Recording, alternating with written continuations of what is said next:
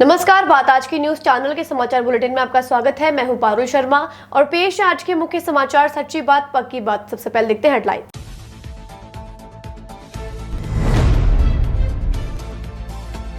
हिंदुस्तान का पहला electric double decker restaurant cruise उतारा गया आनासागर झील में। पर्यटक जल्द उठा सकेंगे इसका लुत्फ।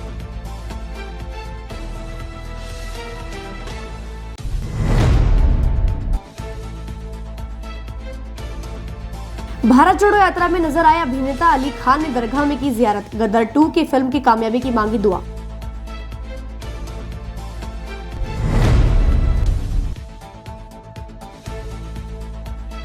ग्रामीण पत्रकारों ने 5 सूत्री मांगों को लेकर जिला कलेक्टर को दिया ज्ञापन। बड़ी संख्या में पत्रकार रहे मौजूद।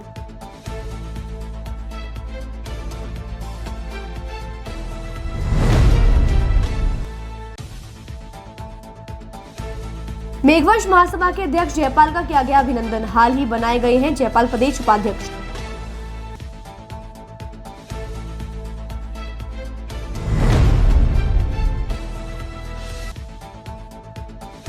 मां ने बेटी के खिलाफ दर्ज कराया धोखाधड़ी का मुकदमा। मामला जुड़ा है फ्लैट बेचने से।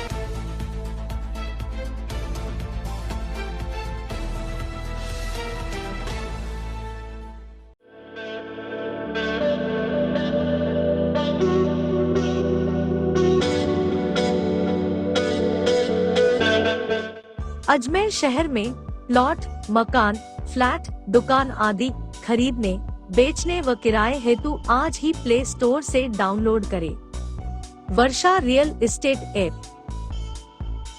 वर्षा real estate, a unit of Varsha group, let's you live better.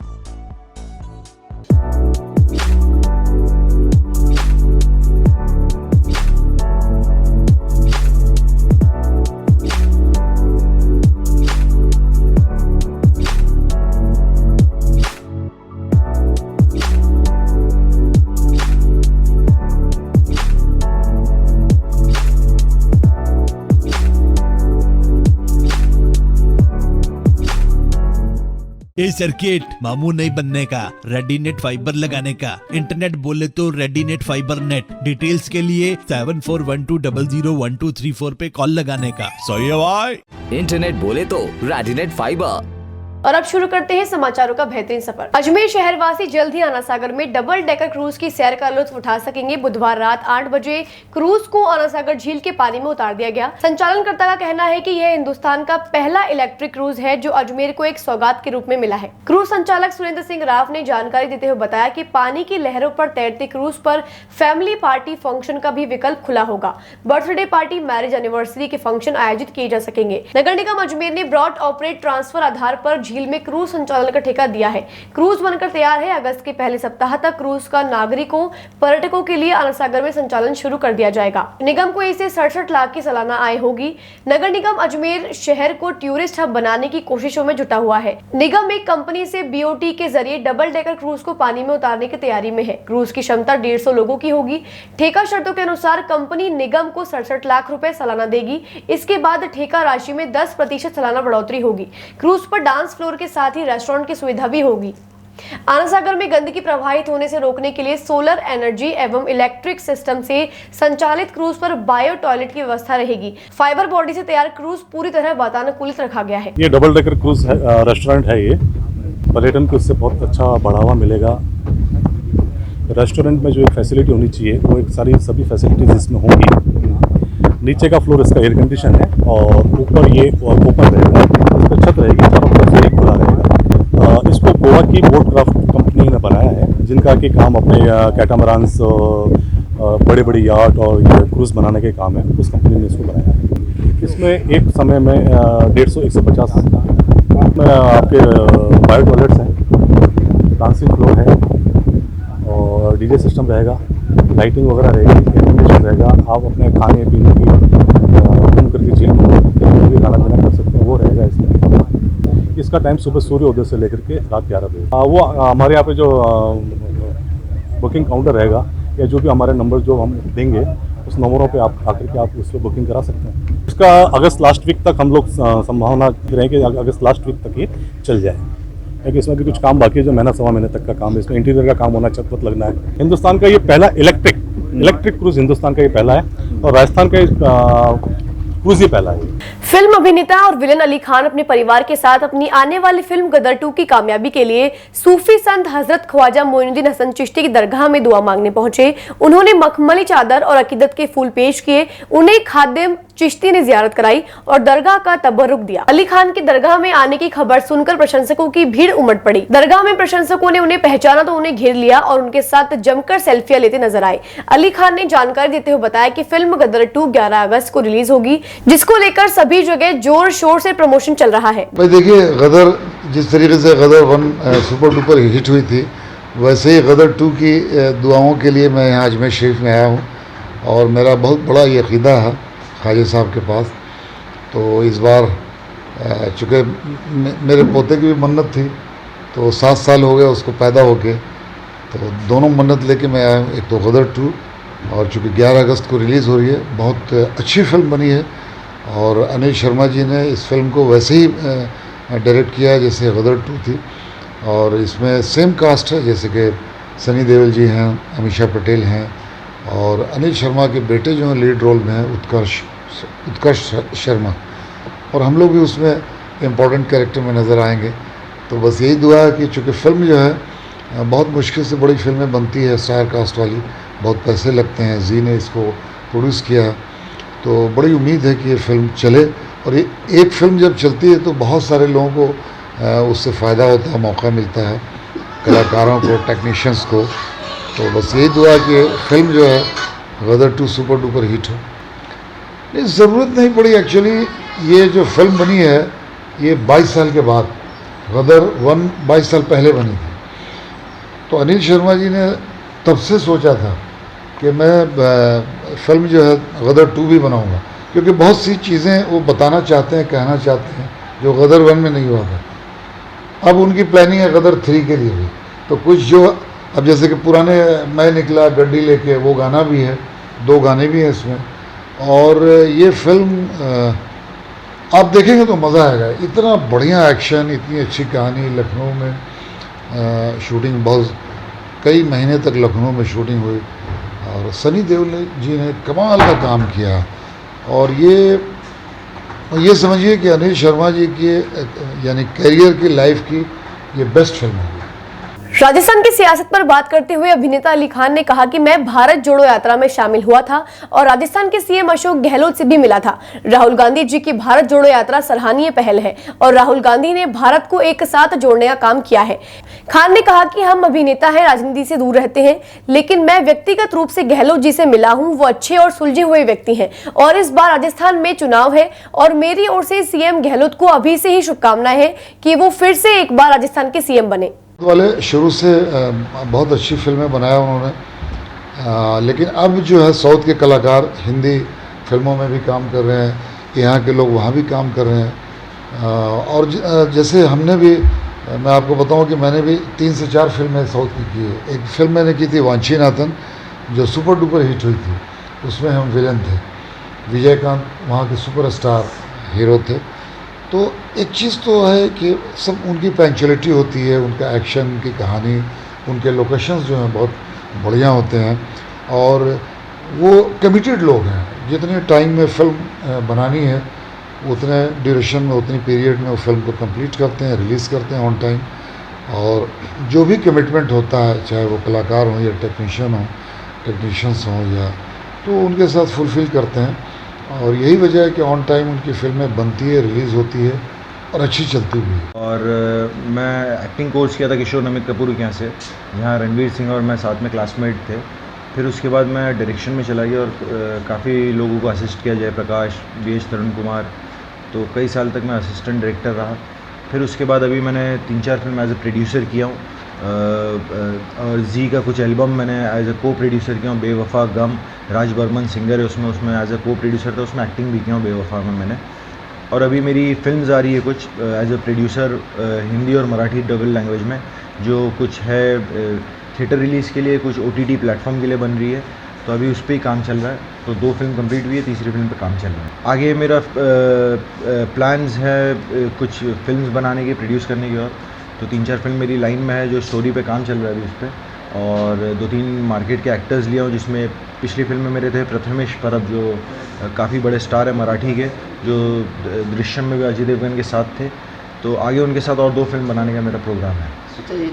ग्रामीण पत्रकार समिति जिला अजमेर के बैनर तले अपनी 5 सूत्री मांगों को लेकर आज एक ज्ञापन जिला कलेक्टर भारती दीक्षित को दिया गया। ग्रामीण पत्रकार समिति के जिला अध्यक्ष श्री किशन अवतार पारीक ने बताया कि पत्रकार समिति अपनी 5 सूत्री मांगों को लेकर ज्ञापन सौंपा, जिसमें पत्रकार सुरक्षा कानून लागू करने, पत्रकार कोष का गठन करने, पत्रकारों को भूखंड आवंटन में आवास देने, निःशुल्क रेलवे बस में यात्रा व अधिस्वीकृत पत्रकार श्रेणी में सरलीकरण कर सभी पत्रकारों को इस श्रेणी में लाने की प्रमुख मांगे हैं। ज्ञापन देने वालों में पूरे अजमेर जिले से सैकड़ों पत्रकार बंधुओं ने भाग लिया। आज हमने ग्रामीण पत्रकार समिति के बैनर तले माननीय मुख्यमंत्री जी के नाम जिला कलेक्टर को ज्ञापन दिया है। ज्ञापन के दौरान हमने बताया है कि जो विशेषकर ग्रामीण क्षेत्र के पत्रकार हैं, उनके लिए हमने मांग की है कि उनके लिए निःशुल्क भूखंड आवंटन हो, मैं आवास के हो। साथ ही हम देख रहे हैं कि आए दिन पत्रकारों के ऊपर हमले हो रहे हैं, तो माननीय मुख्यमंत्री जी से हम निवेदन करते हैं, इस ज्ञापन के माध्यम से निवेदन करते हैं कि पत्रकार सुरक्षा कानून बनाया जाए, ऐसा कठोर कानून बनाया जाए ताकि पत्रकारों पर होने वाले हमले बचे और पत्रकारों की सुरक्षा की जिम्मेदारी सरकार स्वयं ले। इसके साथ ही हम ये चाहते हैं कि जो अधिस्वीकृत पत्रकार है उनकी संख्या बहुत कम है, हम चाहते हैं उसके अंदर सरलीकरण हो और उसके अंदर जो लंबे समय से जो पत्रकार काम कर रहे हैं उन्हें उनके अंदर जोड़ा जाए। और माननीय मुख्यमंत्री जी से हम अगली मांग के अंदर ये करते हैं कि जो टॉल हैं, स्टेट हाईवे के जो टॉल हैं उसके अंदर और रोडवेज में हमारे पत्रकारों को निःशुल्क सुविधा दी जाए, ताकि पत्रकार एक स्थान से दूसरे स्थान पे जाए तो उनका अन्य से सिर्फ पैसा खर्च नहीं हो और उससे बचा जा सके। इन 5 सूत्री मांगों को लेकर के आज हमने मुख्यमंत्री जी के नाम जिला कलेक्टर को ज्ञापन दिया है। अखिल भारतीय मेघवंश महासभा के अध्यक्ष एवं पूर्व विधायक डॉक्टर राजकुमार जयपाल को राजस्थान प्रदेश कांग्रेस कमेटी का उपाध्यक्ष बनाए जाने पर अखिल भारतीय मेघवंश महासभा के द्वारा डॉक्टर राजकुमार जयपाल का स्वागत अभिनंदन उनके निवास स्थान पर किया गया। सम्मान समारोह में अखिल भारतीय मेघवंश महासभा के युवा प्रदेश अध्यक्ष, सर्व मेघवंश महासभा इंडिया के पदाधिकारियों ने जयपाल का माला और साफा पहनाकर स्वागत सम्मान किया। इस मौके पर डॉक्टर राजकुमार जयपाल ने कहा कि पिछले लंबे समय से कांग्रेस की सेवा कर रहे हैं, जिसका फल राजस्थान सरकार ने मुझे दिया है और आने वाले विधानसभा चुनाव में कांग्रेस को अजमेर से जीत दिलाने का उनका लक्ष्य है। श्रीमती सोनिया गांधी और श्री खड़गे साहब ने मुझे नई जिम्मेदारी है राजस्थान प्रदेश कांग्रेस कमेटी का जो उपाध्यक्ष मनोनीत किया है। तो आज पूरे अजमेर डिस्ट्रिक्ट के और अजमेर संभाग के जितने भी मेघवाल समाज के लोकवा के पदाधिकारी हैं वो मेरा स्वागत करने आए हैं। मैं सबको धन्यवाद देता हूं और ये विश्वास दिलाता हूं और इनको वादा करता हूं कि मैं अनुसूचित जाति, जनजाति, दलित वर्ग, पिछड़े वर्ग की कोई भी समस्या हो उनके लिए उनकी आवाज़ मैं सीएम साहब तक पहुंचाऊंगा और पूरी उनकी मदद करूंगा। अखिल भारतीय कांग्रेस कमेटी ने जो पूरे अनुसूचित जाति वर्ग के एक राजस्थान के कद्दावर, पूरे राजस्थान में एक अपना महत्व रखने वाले डॉक्टर राजकुमार जयपाल को प्रतिनिधित्व देकर आज मेघवंश समाज ही नहीं पूरे अनुसूचित जाति वर्ग के लोगों में इस बात की खुशी का माहौल है। अब उनको प्रतिनिधित्व जो दिया गया उससे निश्चित तौर से कांग्रेस के वोटों में इजाफा होगा। इस बात को लेकर हम सब लोग माननीय सोनिया गांधी, खड़गे साहब, प्रदेश अध्यक्ष श्री डोटासरा जी, माननीय मुख्यमंत्री जी व रंधावा जी सभी का हम आभार प्रकट करते हैं। आपने हमें प्रतिनिधित्व दिया, निश्चित तौर से कांग्रेस का फायदा मिलेगा और आने वाले समय में कांग्रेस भारी बहुमत से इनके नेतृत्व में अजमेर जिले में नहीं पूरे राजस्थान में अधिक से अधिक से वोटों को जिताने का प्रयास करेंगे। इसी को लेकर मेघवंश समाज ने आज माला पहनाकर आभार प्रकट किया और अभिनंदन। डॉक्टर राजकुमार जयपाल। अखिल भारतीय मेघवंश महासभा की तरफ से हमारे अखिल भारतीय मेघवंश महासभा के परम सम्मानीय अध्यक्ष डॉक्टर राजकुमार जी जयपाल साहब को राजस्थान प्रदेश कांग्रेस कमेटी का उपाध्यक्ष बनाए जाने पर हमारी समाज ने जब हमारी समाज के अध्यक्ष को राजस्थान का प्रदेश उपाध्यक्ष बनाए, इस अवसर पर अखिल भारतीय मेघवंश महासभा पूरे समाज सरी पूरे जिले के जो सभी सर्कलों के अध्यक्ष उनकी तरफ से राजकुमार जी जयपाल साहब का भव्य स्वागत का कार्यक्रम रखा गया। अजमेर के अजय नगर में रहने वाली धनकी देवी ने अपनी ही बेटी पर धोखाधड़ी कर अजमेर व जयपुर में उनके फ्लैट और सोना चांदी हड़पने का मामला न्यायालय के माध्यम से अलवर गेट थाने में दर्ज कराया है। पीड़िता ने बताया कि उनके अजमेर व जयपुर में 2 फ्लैट है जिनको उनकी बेटी विमला ने धोखाधड़ी से अपने नाम करा लिया और अन्य को बेच दिया। जब वह फ्लैट पर गई तो उन्हें पूरे मामले की जानकारी का पता चला, जिस पर उन्होंने न्यायालय के माध्यम से अपनी बेटी पर धोखाधड़ी का मामला दर्ज कराया है। जानकारी देते हुए अलवर गेट थाने के सब इंस्पेक्टर भंवर सिंह ने बताया कि परिवादी अजय नगर निवासी धनकी देवी द्वारा न्यायालय में परिवाद पेश कर अपनी बेटी विमला के खिलाफ धारा 420 के तहत मामला दर्ज कराया है, जिसमें उन्होंने बताया कि उनकी बेटी विमला ने फर्जी तरीके से दोनों फ्लैट खुद के नाम करा लिए और अजमेर का फ्लैट मोहन सुखवानी को बेच दिया। पीड़ित की शिकायत पर अलवर गेट थाना पुलिस ने मामला दर्ज कर जाँच शुरू कर दी है। देवी ने अपनी बेटी विमला के खिलाफ धोखाधड़ी का मामला दर्ज कराया है जरिए कोर्ट, और आरोप लगाया है कि एक प्लेट अजमेर में था और एक जयपुर में था। दोनों प्लेटों को जरिए धोखाधड़ी की उन्होंने दूसरे नाम करवा लिए थे। साथ में जेवरात था, जेवरात है वो भी है उसने हड़प लिए। इस तरह की रिपोर्ट है जरिए कोर्ट से हमें प्राप्त हुई है थाना अलवर गेट को। कौन है? जहाँ दहान की देवी है वो अजय नगर में निवास करती है और उसकी बेटी है वो है विमला देवी, जिसके खिलाफ रिपोर्ट दर्ज हुई है। ये दोनों जो फ्लैट हैं ये कहाँ के हैं? और एक फ्लैट है वो अजमेर में है और दूसरा जयपुर में है। जयपुर में जो है उसमें विमला देवी ने अपनी बेटी के नाम करवा दिया था, और अजमेर का जो फ्लैट है उसमें मोहन सुखवानी और मोहनी सुखवानी जो है उन्होंने उसको खरीदा है। मैं भगवान सिंह, सब इंस्पेक्टर, थाना अलवर गेट। समाचारों को देते हैं छोटा सा विराम, जल्द ही मिलते हैं खबरों के नए सफर पर।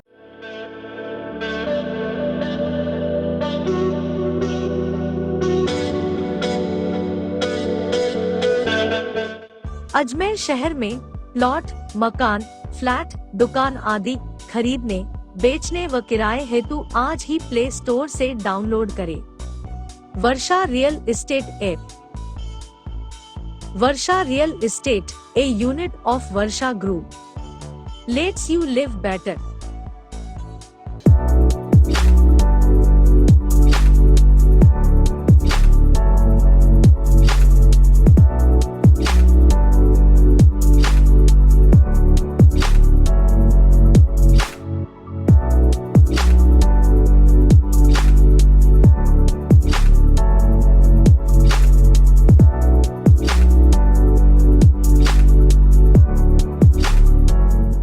ए सर्किट मामू नहीं बनने का, रेडीनेट फाइबर लगाने का, इंटरनेट बोले तो रेडीनेट फाइबर नेट। डिटेल्स के लिए 7412001234 पे कॉल लगाने का। सही है भाई। इंटरनेट बोले तो रेडीनेट फाइबर। एक बार फिर आपका स्वागत है। आइए चलते हैं खबरों के नए सफर पर। रुपया पैसा एक ऐसी चीज है जिसके कारण अपने सगे भी पराये हो जाते हैं। अजमेर में भी एक ऐसा मामला देखने को मिला है। अजमेर के अजय नगर निवासी नरेंद्र ने अपनी बहन के खिलाफ धोखाधड़ी से करोड़ों रुपए हड़पने का मामला अलवर गेट थाने में दर्ज कराया है। पीड़ित भाई नरेंद्र ने बताया कि वह विदेश में नौकरी करते हैं और उनका कमाया हुआ पैसा उनकी पत्नी को अजमेर में भेजा करते थे, लेकिन पत्नी से मनमुटाव होने के कारण उन्होंने अपनी बहन विमला को अफ्रीका से 5 लाख रुपए अपनी माँ को देने के लिए भेजे थे। लेकिन जब बहन को वह राशि अपनी मां को देने के लिए कहा गया तो उसने अपने पास पैसे प्राप्त नहीं होने की बात करते हुए पैसे देने से इनकार कर दिया, जिसके बाद अफ्रीका में रहने वाले नरेंद्र ने अजय नगर में रहने वाली अपनी बहन विमला के खिलाफ अलवर गेट थाने में 420 व धोखाधड़ी की अन्य धाराओं में मामला दर्ज कराया है। जानकारी देते हुए थाने के सब इंस्पेक्टर भंवर सिंह ने बताया कि विदेश में रहने वाले नरेंद्र ने विदेश से विदेशी करेंसी के रूप में अपनी बहन विमला को 5 लाख रुपए भेजे थे, जिसकी भारत में करोड़ों रुपए कीमत है, जो विमला ने हड़प लिए हैं। पीड़ित नरेंद्र की शिकायत पर अलवर गेट थाना पुलिस ने उनकी बहन विमला के खिलाफ मामला दर्ज कर जांच शुरू कर दी है। नरेंद्र और उसकी पत्नी है दीपा में पिछले कई सालों से विवाद चल रहा था। नरेंद्र है वो अफ्रीका में निवास वहीं रहते हैं और वहीं से वो बिजनेस कर रहे हैं। पत्नी और अपने दोनों बीच में विवाद होने की वजह से नरेंद्र ने जो कमाई हुई राशि है वह अपनी बहन है विमला के नाम पर यहाँ पर भेजी थी। कुल राशि थी वह 5,22,850 वहाँ की करेंसी थी, जो यहाँ इंडियन करेंसी काफ़ी लाखों में हो रही है। तो वो भेजी थी, वो 2018 पहले भेजी हुई है, उसके बाद में राशि नहीं भेजी है।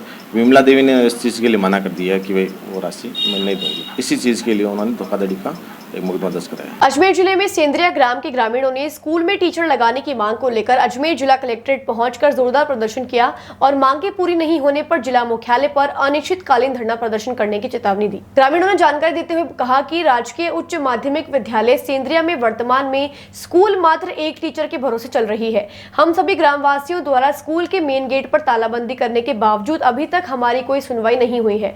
तालाबंदी करने के बावजूद अध्यापक दीवार फांद कर अंदर जाकर हाजिरी भर देते हैं। ग्रामीणों ने बताया कि शिक्षा विभाग से संबंधित उच्च अधिकारियों को लिखित में सूचना दे दी है। हमारे यहाँ पर कक्षा 12 तक की स्कूल है, उसमें पर्याप्त अध्यापकों की व्यवस्था करवाएं। हमारी मांगे पूरी नहीं होती हैं तब तक स्कूल में तालाबंदी जारी रहेगी और जिला मुख्यालय पर अनिश्चितकालीन धरना देंगे। क्या मामला तो क्या है? स्कूल हमारे मतलब 12वीं तक स्कूल है, वो एक टीचर के भरोसे चल रही है, मतलब 2 साल से।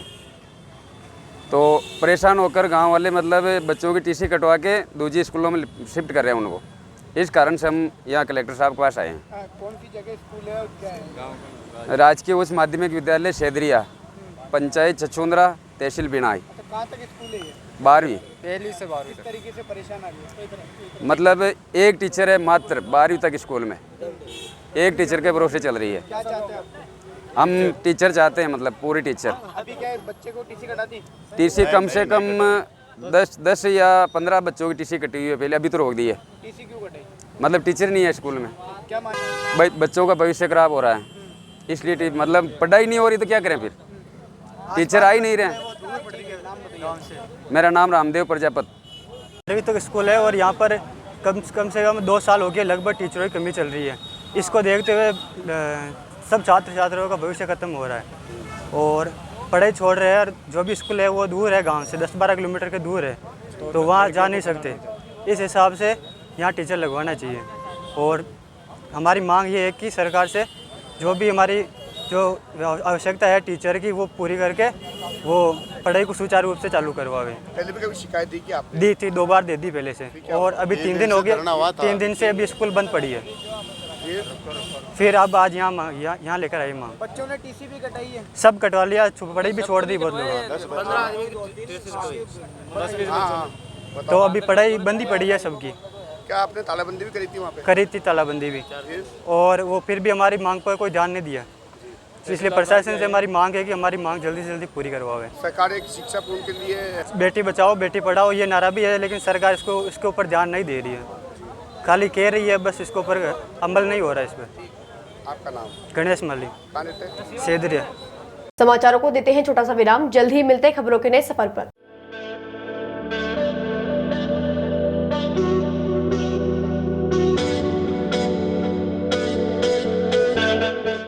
अजमेर शहर में प्लॉट, मकान, फ्लैट, दुकान आदि खरीदने, बेचने व किराए हेतु आज ही प्ले स्टोर से डाउनलोड करें Varsha real estate app. Varsha real estate, a unit of Varsha group, let's you live better.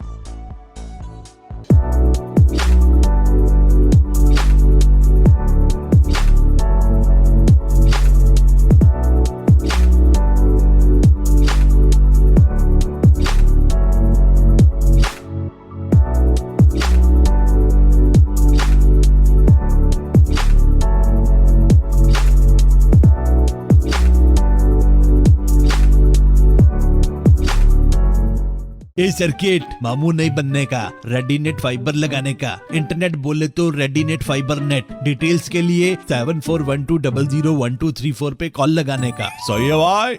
Internet बोले तो रेडीनेट फाइबर।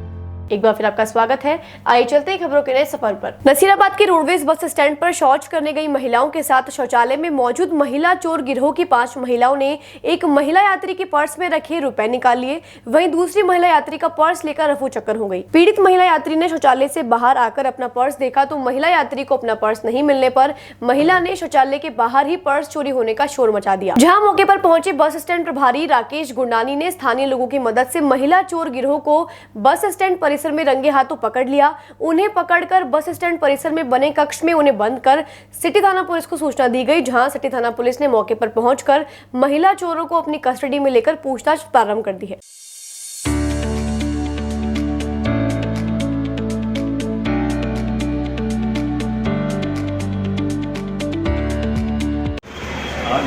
सुबह 10:30-11 बजे की बात है। मैं मेरा काम कर रहा था, स्मार्ट कार्ड करा रहा था। अभी पीछे की साइड में एक शौचालय है जहाँ एक लेडीज़ फ्रेश होने गई हुई थी।